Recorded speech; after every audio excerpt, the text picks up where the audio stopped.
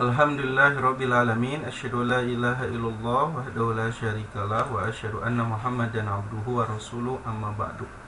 Sahabat-sahabat semua dimanapun berada, alhamdulillah bertemu bersama kami dalam program belajar bahasa Arab Al-Quran.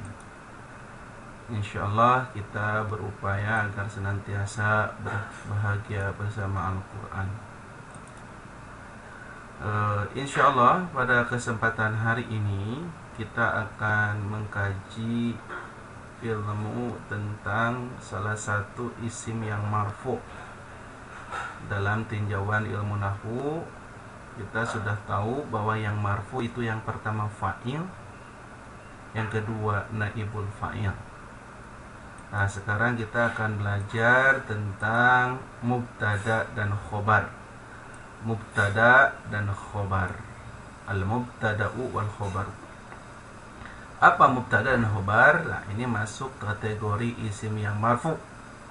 Bagi waktu iman yang sudah mempelajari isim marfu, salah satu isim marfu yang sangat sering muncul di Al-Quran dan hadis adalah mubtada dan khobar. Lalu apa mubtada? Mubtada secara bahasa artinya adalah yang berada di awal. Jadi mubtada itu secara lugawi, secara lugotan adalah yang berada di awal. Makanya disebutnya ibtada'a mubtada. Diambil dari kata ibtada'a, permulaan atau pengawalan yang awal. Ibtidaiyah, sekolah awal, sekolah permulaan. Ibtida sama satu akar kata. Jadi mubtada itu secara bahasa yang berada di awal. Sedangkan secara istilah mubtada adalah isim yang marfu yang berada di awal kalimat. Di awal kalimat di sini adalah di awal jumlah. Ya. Di awal jumlah maksudnya. Jadi di awal kalimat di sini di awal jumlah. Artinya si mubtada ini ada tapi tidak terdahului oleh fi'il.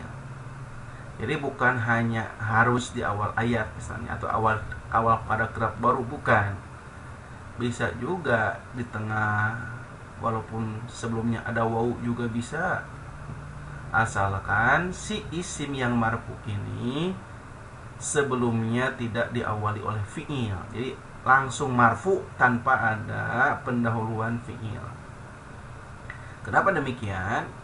Karena kalau si isim marfu itu didahului oleh fi'il yang maklum, maka itu disebut fa'il. Sedangkan isim marfu jika didahului oleh fi'il yang majhul, itu disebut naibul fa'il. Sedangkan mubtada tidak didahului oleh fi'il apapun. Ya. Mubtada itu isim marfu yang ada di awal kalimat, awal jumlah. Dalam artian si mubtada ini ada langsung marfu tanpa ada awalan fi'il sebelumnya. Dan mubtada ini ya berfungsi sebagai isim yang diterangkan. Isim yang diterangkan, subjek anu diterangkan. Jadi karena di awal, jadi dia adalah yang diterangkan sehingga membutuhkan yang menerangkan. Gitu. Sedangkan khobar secara bahasa adalah berita. Khobar, berita. Di kita jadi kabar. Khobar jadi kabar bahasa Arab. Diserap oleh bahasa Indonesia jadi kabar, berita. Khobar mubtada berarti artinya berita tentang mubtada. Khobar berita. Sekarang dilengkapi, khobar mubtada secara bahasa adalah berita tentang mubtada. Sedangkan khobar mubtada secara istilah adalah isim marfu yang terletak setelah mubtada. Jadi kalau mubtada ma isim di awal kalimat, di awal jumlah, ya, kalau khobar mubtada ma isim yang terletak setelah mubtada. Karena mubtada dan khobar ini adalah pasangan yang tidak bisa dipisahkan oleh apapun. Jadi di sana ada mubtada, pasti di sana ada khobar. Yang fungsi dari khobar mubtada itu adalah isim yang menerangkan. Menerangkan apa? Menerangkan kondisi mubtada.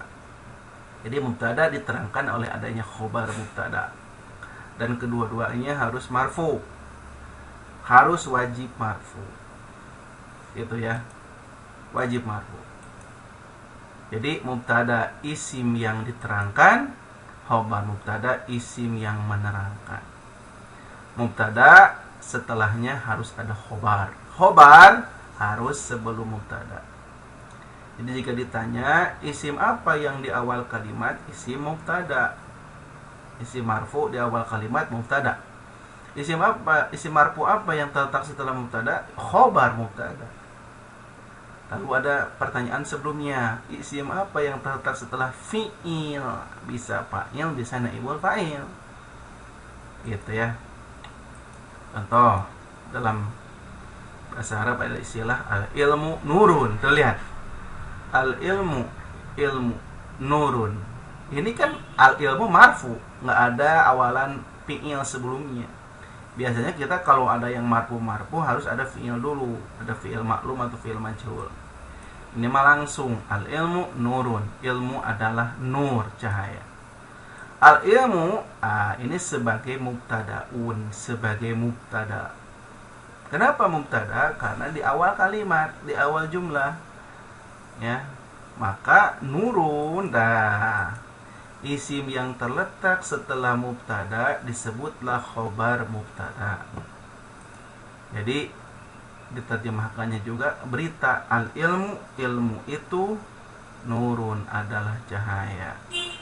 Jadi al-ilmu, ilmu itu nurun, cahaya. Jadi ini mubtada, nurun, khobar mubtada. Gitu ya. Ilmu adalah cahaya. Ilmu adalah cahaya. Al-ilmu nurun. Al-ilmu sebagai mubtada, nurun sebagai khobar mubtada. Ilmu yang diterangkan, nurun yang menerangkan. Ilmu adalah cahaya. Kalimat al-ilmu adalah mubtada karena isim marfu di awal kalimat, awal jumlah. Kalimat nurun adalah khobar mubtada karena isim marfu yang terletak setelah mubtada. Contoh yang lain, Allahu alimun. Allahu adalah mubtada. Kenapa? Karena di awal kalimat, di awal jumlah. Alimun adalah khobar mubtada karena terletak setelah Allah yang dia merupakan mubtada. Maka Allah yang diterangkan, alimun yang menerangkan. Allah Maha mengetahui. Kalimat Allahu adalah mubtada karena isim marfu di awal kalimat, sedangkan kalimat alimun adalah khobar mubtada karena isim marfu yang terletak setelah mubtada.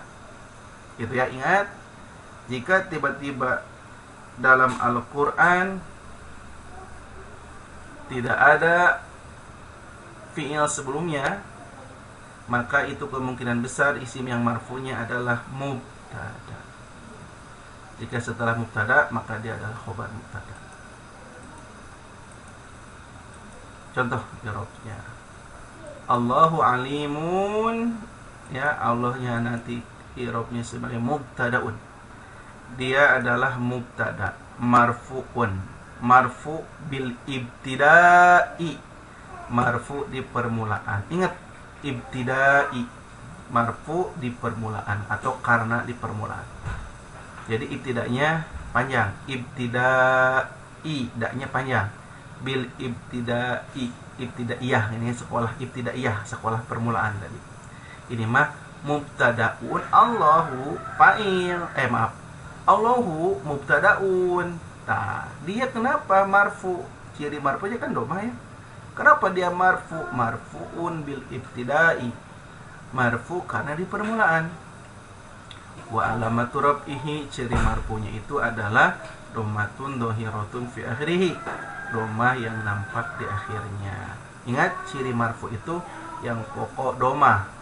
Bisa juga ciri-ciri yang lain.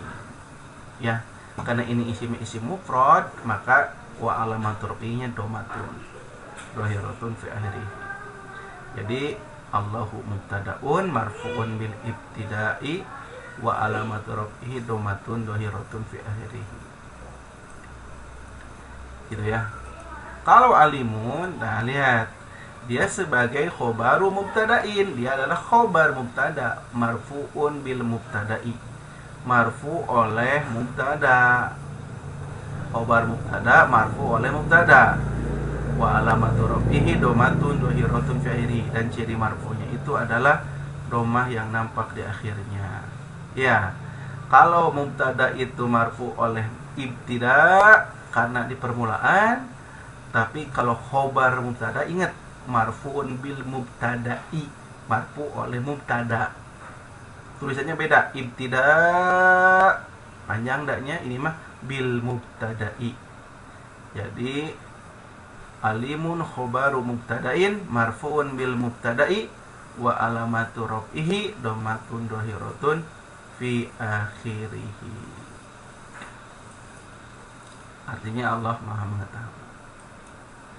Dan nanti mubtada juga karena dia isim, dia bisa mudhof. Yang bisa mudhof. Contohnya rabbuka ghafurun. Rabbuka ghafurun. Rabbu ini marfu. Dia di awal kalimat, di awal jumlah. Maka dia mubtadaun, marfuun bil ibtida, marfu karena di permulaan. Kenapa rabbu tidak fa'il? Karena kan enggak ada fi'il. Kenapa enggak jadi naibul fa'il? Tidak ada fi'il. Fi'il nanti kedepannya pasti fa'il atau naibul fa'il. Ini mah nggak ada fi'il, langsung marfu mata, ya langsung marfuun bil ibtida, marfu karena di permulaan ibtida, tanya panjang. Cirinya wa alamatu rafihi dhammatun dhahiratun fi akhirih.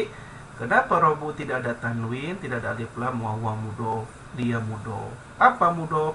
Dia disandarkan, nyarande. Kamana nyarande nak? Karena domir ka. Maka domirun ka itu domirun muttasilun, domir yang bersambung, mabniun alal fathi, tetap atas fathah, fi mahalli jarri mudhofun ilaih, menempati tempat majrur sebagai mudhof ilaih. Di mana domir nempel di isim, yang isim itu hilang alif lam tanwin alias mudhof, maka dia pasti jadi mudhofun ilaih. Boleh mubtada ketempelan, ya bersambung dengan mudhof ilaih, boleh. Nah, barulah setelah mubtadanya ketemu bahwa mudhof ilaihnya ada, langsung setelah mubtada tetap kita harus mencari khobar. Kenapa? Karena mubtada harus ada khobar. Mana khobarnya? Khobarnya adalah ghafurun. Boleh mubtada khobarnya ada mudhof ilaih dulu, boleh. Jadi boleh terselang dulu oleh mudhof ilaih, asalkan kedepannya ada khobar. Asalkan nanti ketika mubtada misalnya keselang oleh beberapa kalimat, silakan asalkan jangan terselang oleh fi'il, karena kalau ada fi'il ada hukum baru yaitu fa'il. Tapi selama tidak terselang oleh fi'il, maka sah-sah saja. Seperti ini, rabbu dia mubtada, keselang heula ku mudhof ilaih, boleh. Sedangkan ghafurun tetap jadi khobar mubtada, karena mubtada pasti menanti khobar mubtada. Ghafurun sebagai khobar mubtada, marfuun bil mubtada, marfu oleh mubtada, ciri marfunya domatun dhahiratun fi akhirih. Kalau diterjemahkan, Rabbuka Tuhanmu Maha Pengampun. Gitu ya. Nah, itulah contoh dalam penerapan mubtada khobar yang merupakan isim marfu di awal kalimat mubtada, sedangkan khobar mubtada isim marfu yang terletak setelah mubtada. Mudah-mudahan bermanfaat dan tetap semangat mempelajari ilmu Al-Quran. Demikian, terima kasih waktu iman. Mudah-mudahan yang disampaikan bermanfaat. Jika ini bermanfaat, silakan bisa di-share, komen, dan like. Mudah-mudahan kedepannya kita bisa selalu istiqomah membuat video-video untuk memahamkan tentang ilmu bahasa Arab Al-Quran. Akhirul kalam, terima kasih atas perhatiannya. Mohon maaf bila ada kekurangan. Aku qouli hadza wa astaghfirullaha wa lakum. Assalamualaikum warahmatullahi wabarakatuh.